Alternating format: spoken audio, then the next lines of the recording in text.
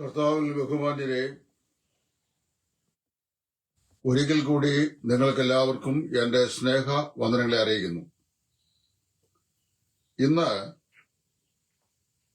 ഇതിനു മുമ്പ് ഞാൻ ക്ലാസ് എടുത്തിട്ടുള്ള സബ്ജക്റ്റ് ആണെങ്കിലും കഴിഞ്ഞ ദിവസം ഒരാളിനോട് ചോദിച്ചതിന്റെ അടിസ്ഥാനത്തിൽ എബ്രായ ലേഖനത്തിന്റെ പ്രത്യേകതകൾ എന്തൊക്കെയാണ് എന്ന് ചുരുങ്ങിയ വാക്കുകളിൽ ഞാൻ ഓർപ്പിക്കാൻ ആഗ്രഹിക്കുകയാണ്. ഇതിനു മുമ്പ് ഞാൻ സൂചിപ്പിക്കുകയും നാം അറിയുകയും ചെയ്യുന്ന പോലെ എബ്രായ ലേഖനത്തെ ലേവ്യ പുസ്തകത്തിന്റെ വ്യാഖ്യാന ഗ്രന്ഥം എന്നാണ് പൊതുവെ വിളിക്കപ്പെടുന്നത്. എന്തുകൊണ്ട് എബ്രായ ലേഖനത്തെ ലേവ്യ പുസ്തകത്തിന്റെ വ്യാഖ്യാന ഗ്രന്ഥം എന്ന് വിളിക്കപ്പെടുന്നു എന്ന് ചോദിച്ചാൽ, യഹൂദ ന്യായപ്രമാണത്തിന്റെ ആചരണ അനുഷ്ഠാനങ്ങളായിരിക്കുന്ന ലേവ്യ യാഗങ്ങൾ, മഹാപൗരോഹിത്യ ശുശ്രൂഷ, സമാഗമന കൂടാരം, അതിലെ ഉപകരണങ്ങൾ, അവിടുത്തെ ശുശ്രൂഷയുടെ വൈവിധ്യതകൾ തുടങ്ങി ന്യായപ്രമാണത്തിലെ നിരവധി കാര്യങ്ങളിലെയും പൊരുളായ സത്യം എന്താണെന്ന് നമ്മോട് വ്യക്തമാക്കി തരുന്ന മനോഹരമായ ഒരു ഗ്രന്ഥമാണ് ഈ പുതിയ നിയമ ലേഖനമാകുന്ന എബ്രായ ലേഖനം. ഇത് എബ്രായ ലേഖനത്തിന്റെ ക്ലാസ് ഞാൻ എടുത്ത സമയത്ത് നന്നായി ആ വിഷയം പറഞ്ഞിട്ടുള്ളതാണ്. ഇന്ന് ഞാനിവിടെ പറയാൻ ആഗ്രഹിക്കുന്നത് എബ്രായ ലേഖനം എന്ന് പറയുന്ന ഈ എപ്പിസോഡ് അതിന്റെ അതിപ്രധാനമാകുന്ന 5 പ്രത്യേകതകളാണ്. ഏതെല്ലാം കാര്യങ്ങളാണ് ഈ എബ്രായ ലേഖന പഠനം അത് വളരെ പ്രത്യേകമായിരിക്കുന്ന ഒരു ഗ്രന്ഥമായി ഇരിക്കുന്നത്.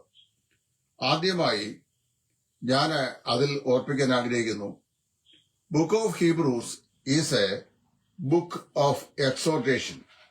എബ്രായ ലേഖനം അതൊരു പ്രബോധന ഗ്രന്ഥമാണ്. അല്ലെങ്കിൽ ഈ എബ്രായ ലേഖനം അതിന്റെ അനുവാചക സുഹൃത്തുക്കളെ പ്രബോധിപ്പിക്കുന്ന ഒരു ഗ്രന്ഥമാണ്.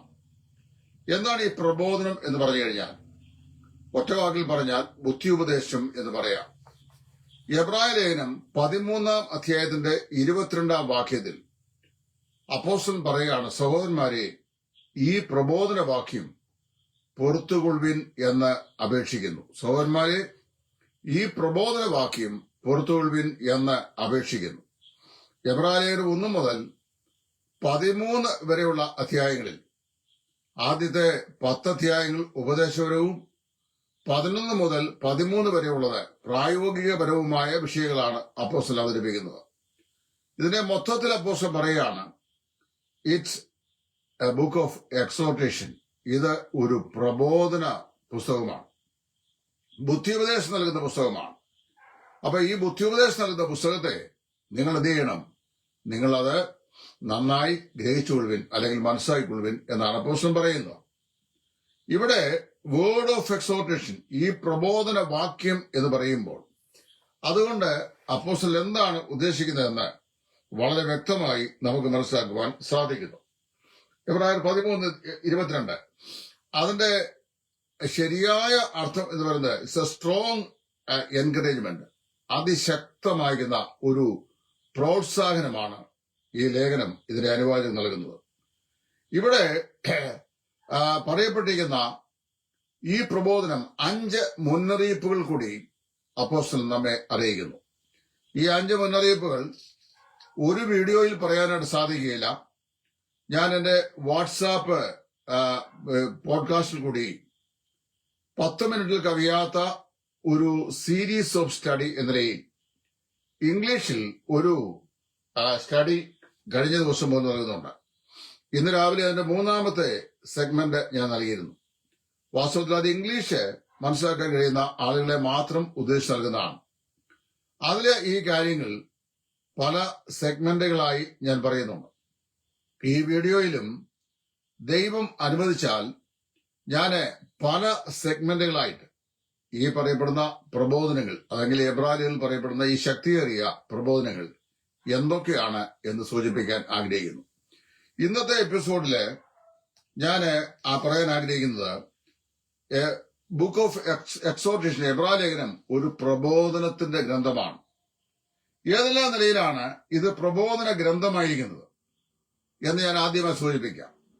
അവിടെ 6 കാര്യങ്ങൾ ഈ ബന്ധത്തിൽ ഞാൻ ഓർപ്പിക്കുന്നു.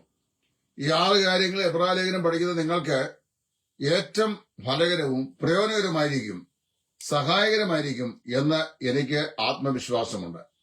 അതുകൊണ്ട് നിങ്ങൾ കേൾക്കുന്ന ആളുകൾ പ്രത്യേകിച്ച് ദൈവവചനത്തിലുള്ള അഭിരുചി വളരെ കുറഞ്ഞു വരികയും ബാക്കി എല്ലാ കാര്യങ്ങളുടെയും പിന്നാലെ അതിയായ താല്പര്യം മനുഷ്യൻ കാണിക്കുകയും ചെയ്യുന്ന ഈ കാലഘട്ടത്തിൽ വചനം പഠിക്കാൻ ആഗ്രഹിക്കുന്നവർക്ക് വളരെ സിസ്റ്റമാറ്റിക്കായി ഞാൻ അവതരിപ്പിക്കുന്ന ഈ പഠനം ഉപകാരപ്പെടും എന്ന് എനിക്ക് നിശ്ചയമുണ്ട്.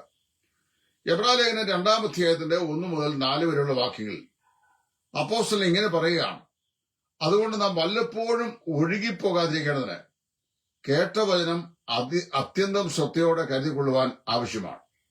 ഓരോരോ ദൂതന്മാർ മുഖാന്തരം അരുളി ചെയ്ത വചനം സ്ഥിരമായി വരികയും ഓരോരോ ലംഘനത്തിനും അനുസരണക്കേടിനും തക്കതായ പ്രതിഫലം പ്രാപിക്കുകയും ചെയ്തു എങ്കിൽ കർത്താവ് താൻ പറഞ്ഞു തുടങ്ങിയതും ദൈവം അടയാളങ്ങളാലും അത്ഭുതങ്ങളാലും വിവിധ വീര്യപ്രവൃത്തികളാലും തന്റെ പരിശുദ്ധാത്മാവിനെ നൽകിക്കൊണ്ട് സാക്ഷിക്കുന്നതും കേട്ടവർ നമുക്ക് ഉറപ്പിച്ചു തന്നതുമായ ഇത്ര വലിയ രക്ഷ ഗണ്യമാക്കാതെ പോയാൽ എങ്ങനെ തെറ്റിയൊഴിയും?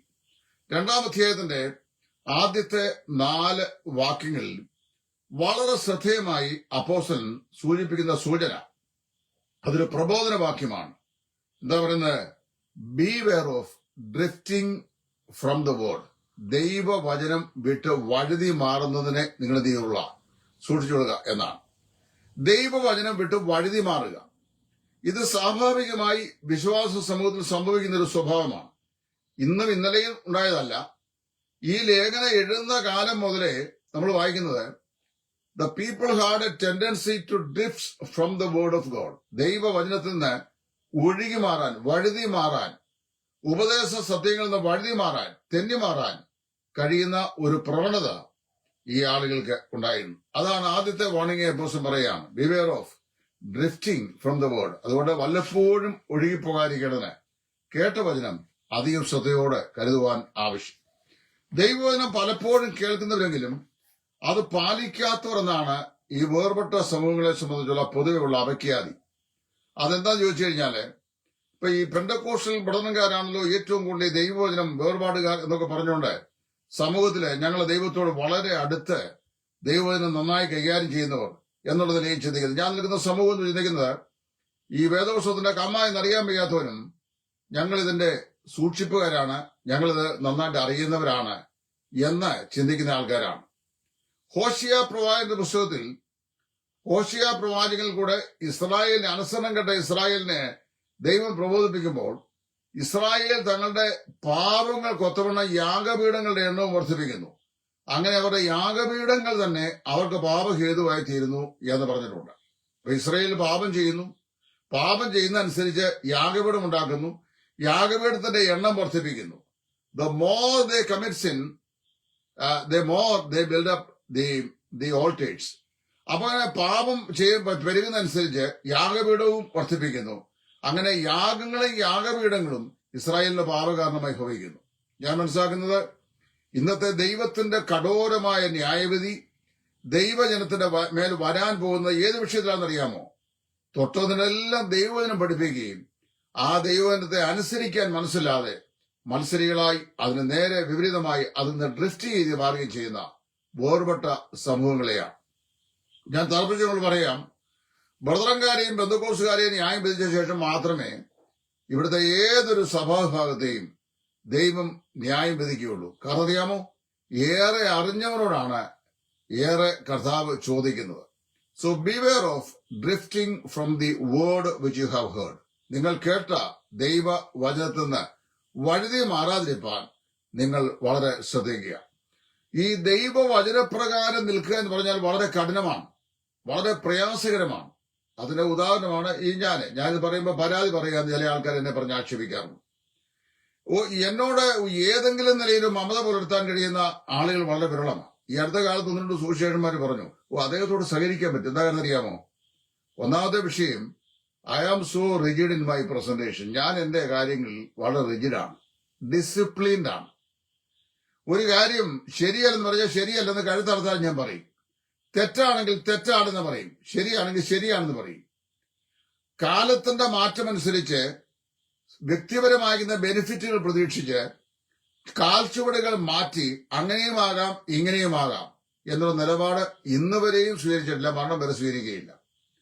അവസാനം വരെ പട്ടിണി കിടന്ന് മരിക്കേണ്ടി വന്നാലും അങ്ങനെ ചെയ്യുക എന്നുള്ളതാണ് ദൈവസ്ഥലിന്റെ പ്രതിഷ്ഠ. അപ്പൊ അത് വരുമ്പോൾ ഈ തങ്ങളുടെ നിലനിൽപ്പിനെ കാക്ഷിച്ച് ഇരിക്കുന്ന ആളുകൾ അവസരവാദികളായി അവസരോചിതമായി നിൽക്കും. എനിക്ക് അവസരോചിതമായ ദൈവത്തെ മാറ്റാൻ പറ്റുകയില്ല. കഴിഞ്ഞ ദിവസം ഒരാളിനോട് പറഞ്ഞു, നിങ്ങൾ ഈ 1 Corinthians 5, 7 അധ്യായങ്ങളൊക്കെ വായിക്കുകയും ഇങ്ങനെ കൂടുതൽ വ്യാഖ്യാനിക്കുകയും ചെയ്യേണ്ട ആവശ്യമില്ല. അതൊക്കെ ആൾക്കാർക്ക് വെറും പ്രയാസം ഉണ്ടാകും. അതൊക്കെ ഇങ്ങനെ ഒന്ന് ജസ്റ്റ് ഇങ്ങനെ വഴുതി അങ്ങ് മാറി ബാക്കിയുള്ളവർ എടുത്താൽ മതി എന്ന്. അത് നിങ്ങളെ കാര്യം, എന്നെ കാര്യം. ഞാൻ 1 Corinthians എടുത്താൽ 1 Corinthians 16 അധ്യായം എടുക്കും. അതിൽ 5, 7 അധ്യായങ്ങൾ അതിശക്തമായി പറയും. കർത്താവായ യേശു ക്രിസ്തു പറഞ്ഞതും പൗലോസ് പഠിപ്പിച്ചതും അങ്ങനെ തന്നെ പറയാനുള്ള നിയോഗമാണ് എനിക്കുള്ളത്. കാരണം ഞാൻ പല പ്രാവശ്യം വ്യക്തമാക്കിയിട്ടുണ്ട്, സുവിശേഷം കൊണ്ട് എന്തെങ്കിലും സമ്പാദിച്ചു കൂട്ടി ബാങ്കിൽ നിക്ഷേപിച്ചിട്ട് നല്ലൊരു ധനവാനായി ഇവിടുന്ന് പോകാൻ എനിക്ക് ഒരിക്കലും ആഗ്രഹമില്ല.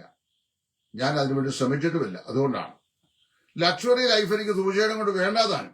അതുകൊണ്ട് ഞാൻ അങ്ങനെ ചെയ്യുന്നു. അപ്പോൾ beware of drifting from the word is first exhortation. 2 പ്രബോധനവാക്യം 2 3 അധ്യായത്തിന്റെ 7 മുതൽ 4-13 വരെയുള്ള വാക്യങ്ങൾ. നീണ്ട അത്രയും വേദഭാഗങ്ങൾ വായിച്ചു കേൾപ്പിക്കാൻ ഇപ്പോൾ ഈ നിർവാഹമില്ല. നിങ്ങളുടെ കൈവശം ബൈബിളുണ്ട്, നിങ്ങൾക്കത് തുറന്ന് വായിക്കാൻ സാധിക്കും. ഡിഫറന്റ് വേർഷൻസ് ഒക്കെ നിങ്ങൾക്കുണ്ട്. നിങ്ങൾക്ക് ഇഷ്ടമുള്ള വേർഷൻ വായിക്കുക, NIV ഒഴികെ. അവിടെ വായിക്കുമ്പോൾ അവിടെ പൗലോസോട് പറയുന്ന 2ാമത്തെ പ്രബോധനം ഈ ഭാഗത്ത് കാണാൻ കഴിയും. Doubting the danger of doubting the word. ദൈവത്തിന്റെ വചനത്തെ സംശയിക്കുന്നതിനാലുള്ള അപകടം. That means hardening the heart. ആകയാൽ നിങ്ങൾ മെരീബ മസാ നാളുകൾ എന്ന പോലെ നിങ്ങളുടെ ഹൃദയങ്ങളെ കഠിനപ്പെടുത്തരുത്. അവിടെ വെച്ച് നിങ്ങളുടെ പിതാക്കന്മാർ എന്നെ പരീക്ഷിച്ചു. 40 ആണ്ടത്തേക്ക് എനിക്ക് ആ ജനത്തോട് നീരസം തോന്നി. ആകയാൽ അവർ എന്റെ സ്വസ്ഥതയിൽ പ്രവേശിക്കുകയില്ല എന്ന് ഞാൻ അവരോട് ആണയിട്ട് സത്യം ചെയ്തു എന്നാണ് പറയുന്നത്. അതിന്റെ കാരണം എന്താ ചോദിച്ചു കഴിഞ്ഞാൽ, the people who were delivered from the land of Egypt, who have witnessed the mighty working hands of Jehovah God. മിസ്രയീമിൽ നിന്ന് പുറപ്പെട്ട് ദൈവകരങ്ങളുടെ മഹാത്ഭുതങ്ങൾ നേരിൽ കണ്ട് അനുഭവിച്ച ആളുകൾ, they started doubting the word of God and hardened their hearts. ദൈവവചനത്തെ സംശയിച്ചുകൊണ്ട് അവരുടെ ഹൃദയത്തെ കഠിനപ്പെടുത്താൻ തുടങ്ങി. ഇപ്പൊ 2ാമത്തെ പ്രബോധനം, harden not your heart, knowing that doing it you are doubting the word of God. നിങ്ങള് ദൈവവചനത്തെ സംശയിക്കുന്നത് കൊണ്ടാണ് നിങ്ങളുടെ ഹൃദയത്തെ നിങ്ങൾ കഠിനപ്പെടുത്തുന്നത് എന്നാണ് അപ്പോസ്തലൻ പറയുന്നത്. അപ്പൊ 1ാമത്തെ പ്രബോധനം, ദൈവവചനം വിട്ട് വഴുതി മാറുക, ഒഴുകിപ്പോകുക എന്നുള്ള അപകടം നിങ്ങൾ സൂക്ഷിക്കണം. 2, ദൈവവചനത്തെ സംശയിച്ച് ഹൃദയത്തെ കഠിനമാക്കരുത്. ഏത് മനുഷ്യന്റെയും ഹൃദയം കഠിനമായി പോകുന്നത് ദൈവത്തിന്റെ വചനത്തെ സംശയിക്കുമ്പോഴാണ്. നമുക്കറിയാമല്ലോ, ഇസ്രായേൽ മിസ്രയീമിൽ നിന്ന് പുറപ്പെട്ടു, പാറാൻ മരുഭൂമിയിലേക്ക് പ്രവേശിച്ചു. ഏതാനും ദിവസം കഴിഞ്ഞപ്പോൾ കയ്യിലുണ്ടായിരുന്ന കരുതൽ ആഹാരങ്ങളൊക്കെ തീർന്നു.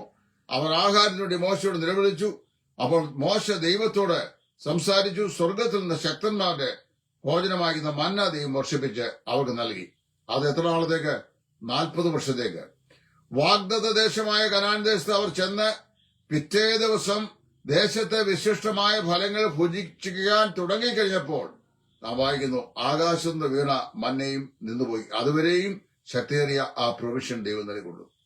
സത്യേൻ പുരട്ടിയ ദോശ പോലെയുള്ള ഈ പ്രൊവിഷൻ ഭക്ഷിച്ചുകൊണ്ടിരിക്കുമ്പോൾ തന്നെ അവർ ദൈവത്തിന് വിരോധമായി പാപം ചെയ്തു.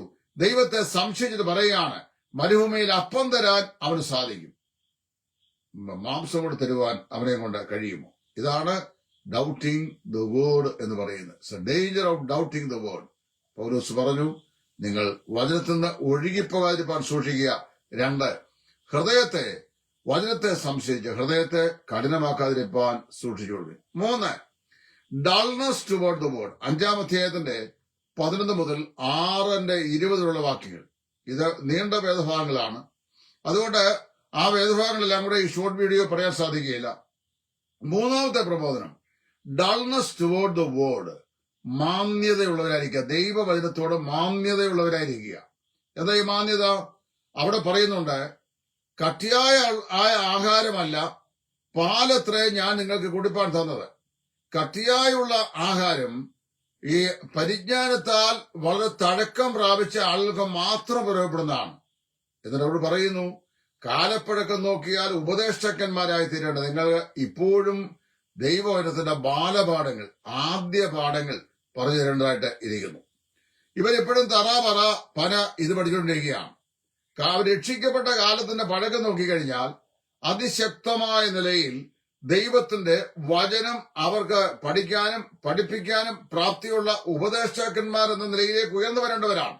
പക്ഷെ എന്താ സംഭവിച്ചേ?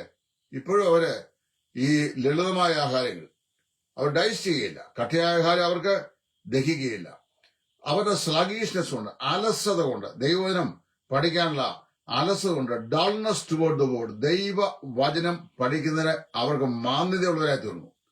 അവരോട് ശരിയായി വെറും അടിസ്ഥാനപരമായ കാര്യങ്ങൾ പോലും പറഞ്ഞാൽ അവർക്ക് ഇൻട്രസ്റ്റ് ഇല്ലാതായി. അതായത് അവര് വചനത്തോട് താല്പര്യമില്ലാത്തവരായി. അവര് ഈ ഡൾനെസ്, ഞാനത് പ്രത്യേകം ശ്രദ്ധിച്ചിട്ടുണ്ട്.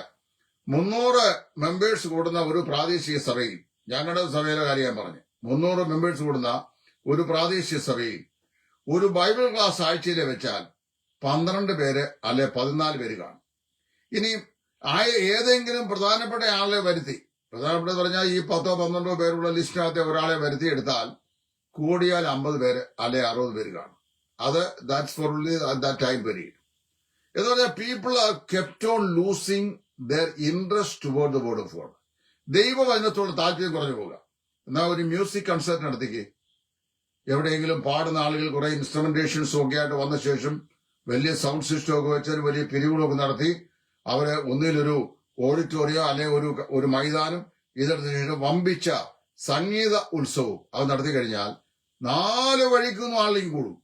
അതിന്റെ അടുത്ത് തന്നെ അറിയാമോ, ഈ സംഗീത സാമ്രാജ്യത്തോട് വലിയ താല്പര്യ സ്നേഹമുണ്ട്. അപ്പൊ തന്നെ ദൈവവചനത്തോട് വളരെ ലീസ്റ്റായ അഭിരുചി മാത്രമേ ഉള്ളൂ.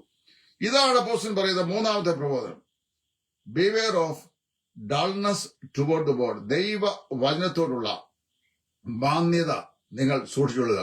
നിങ്ങളുടെ അലസതയാണ് അതിന് കാരണമായിട്ടേക്കുന്നത്. ദൈവവചനം പഠിക്കാനുള്ള ഹൃദയസ്പർശിയായ താല്പര്യം അല്ലെങ്കിൽ അന്തർഭാഗത്തുള്ള താല്പര്യം നിങ്ങൾക്ക് അശേഷം ഇല്ലാതെയായി തീർന്നിരിക്കും. ഇനി നാലാമത്തെ പ്രബോധനം 10-ാം അധ്യായത്തിന്റെ 26 മുതൽ 39 വാക്യങ്ങളാണ്.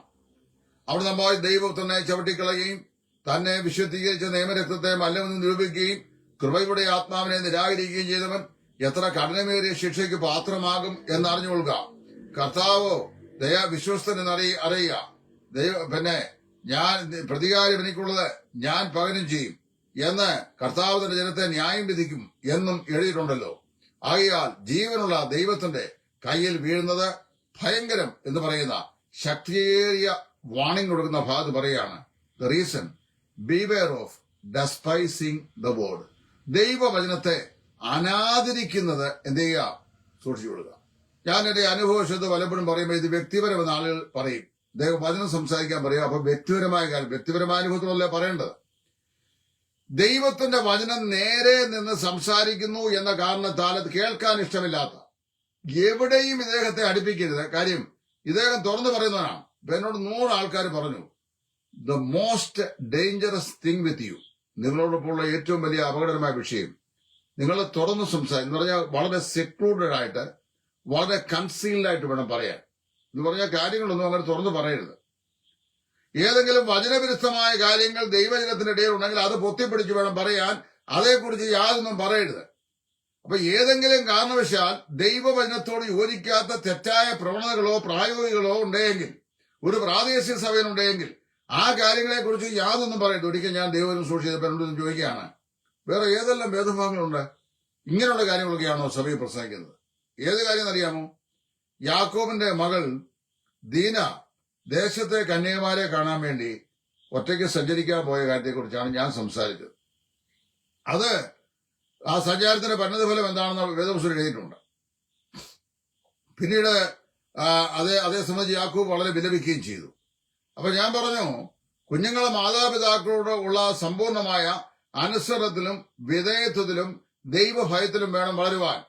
മക്കളുടെ മേലൊരു കണ്ണ് മാതാപിതാക്കൾക്ക് ഉണ്ടായിരിക്കണം. അവർ പോകുന്നത് എവിടെയാണ്, അവർ വായിക്കുന്നത് എന്തൊക്കെയാണ്, അവരുടെ കൂട്ടുകെട്ട് എന്തൊക്കെയാണ്, അവരുടെ നിലവാരം ഏത് നിലയിലാണ്, അവരുടെ അഭിരുചി എങ്ങനെയാണ് പോകുന്നത്, ഇതൊക്കെ ശ്രദ്ധിക്കണം. അല്ലാത്തവർ കൈവിടപ്പെട്ടു പോകുന്നു ഞാൻ പറഞ്ഞു കഴിഞ്ഞപ്പോൾ ആദ്യത്തെ പ്രസംഗത്തിൽ തന്നെ ആകാശ കോടാലി എന്റെ തലയിൽ വെച്ചിട്ട് എന്നെ ഒഴിവാക്കിയ ഒരു പ്രാദേശിക സഭയുണ്ട്. അങ്ങനെ വന്നാൽ ഞാൻ അലഞ്ഞു തിരിഞ്ഞ് യാക്കോബ് പറഞ്ഞ പോലെ പകലിലെ വെയിലും രാത്രിയിലെ ശൈത്യവും ഏറ്റ് ഞാൻ അനേക വർഷങ്ങൾ ഊടാടി നടക്കേണ്ടായി വന്നു. എന്താ കാര്യം? ഇതൊന്നും പറയാൻ പാടില്ല. ഡെസ്പൈസിങ് ദി വേർഡ്, ദൈവ വചനത്തെ അനാദരിക്കുക, അത് വളരെ അപകടകരമായ വിഷയമാണ്. Wilful disobedience to the word of God, 10-ാം അധ്യായത്തിന്റെ 26 മുതൽ 30 വാക്യങ്ങൾ. അതുകൊണ്ടാണ് ഞാൻ പറഞ്ഞത്, ഒരിക്കൽ ഡോക്ടർ ബില്ലി ഗ്രഹാം പ്രസംഗിക്കുമ്പോൾ അദ്ദേഹത്തിന്റെ ഒരു പ്രസംഗത്തിൽ അദ്ദേഹം ഇപ്രകാരം പറഞ്ഞു: if God is not going to judge the city of New York of America, God has to ask apology to the old cities of Sodom and Gomorrah. അതായത് അമേരിക്കയിലെ ന്യൂയോർക്ക് സിറ്റിയെ, പട്ടണത്തെ ദൈവം ന്യായം വിധിക്കുന്നില്ല എങ്കിൽ ദൈവം സോദോം ഗൊമോറ പട്ടണങ്ങളോട് മാപ്പ് പറയേണ്ടായി വരുമെന്ന് പറഞ്ഞാൽ അതിനേക്കാൾ വലിയ മ്ലേച്ഛതയാണ് ഉള്ളതെന്ന് അദ്ദേഹം ഉദ്ദേശിച്ചത്. വാസ്തവത്തില് എബ്രായ ലേഖനം 10-ാം അധ്യായത്തിന്റെ 26 മുതൽ 39 വാക്യങ്ങളിൽ എഴുത്തുകാരൻ പറയുന്നത് ഇതാണ്: ദൈവത്തിന്റെ വചനം എത്രയും സ്ഫടികതുല്യം വ്യക്തമായി നമ്മുടെ മുമ്പാകെ നമുക്ക് വെളിപ്പെടുത്തി തന്നിട്ടും ദൈവത്തിന്റെ വചനത്തിന്റെ പ്രബോധനം അത്ര ശക്തിമത്തായിട്ടും ദൈവത്തിന്റെ വചനത്തെ അനുസരിക്കാതിരുന്നാൽ ഉണ്ടാകുന്ന ശിക്ഷാക്രമങ്ങൾ എന്താണെന്ന് വളരെ വ്യക്തതയോടുകൂടെ പരിശുദ്ധാത്മാവായ ദൈവം എഴുതി വെച്ചിട്ടും മനഃപൂർവ്വമായി ദൈവത്തോട് അനുസരണക്കേട് കാണിച്ചാൽ, മനഃപൂർവ്വമായി ദൈവവചനത്തിന് വിപരീതമായി നിന്നാൽ, മനഃപൂർവ്വമായി ദൈവത്തിന് വിരോധമായി പ്രവർത്തിച്ചാൽ, അങ്ങനെയൊക്കെ ചെയ്യുന്ന ചില ആളുകളുണ്ട്. ഒരു 12,000 ട്രാക്ട് പരസ്യ പ്രവർത്തനത്തിന് വേണ്ടി അടിക്കാൻ വേണ്ടി എനിക്ക് ഒരാവശ്യം ഇങ്ങോട്ട് ചോദിച്ച ഒരാൾ സഹായിക്കാം എന്ന് പറഞ്ഞ് ചോദിച്ചിട്ട് അതിന്റെ ആലോചന വന്നപ്പോൾ കൊടുക്കരുത് പറഞ്ഞ് പാർട്ടികളെ അടുത്ത് കാട്ടി കേട്ടു. എന്താ കാര്യം അറിയാമോ? ഈ കൊടുക്കരുത് പറഞ്ഞവന്റെയൊക്കെ കുടുംബത്തിലുള്ള ദൈവവചന വിരുദ്ധമായിരിക്കുന്ന പ്രവണതകൾ തെറ്റാണെന്ന് ഞാൻ നട്ടലിനോട് നിന്ന് പറഞ്ഞിട്ടുണ്ട്. അതാണ് കാരണം.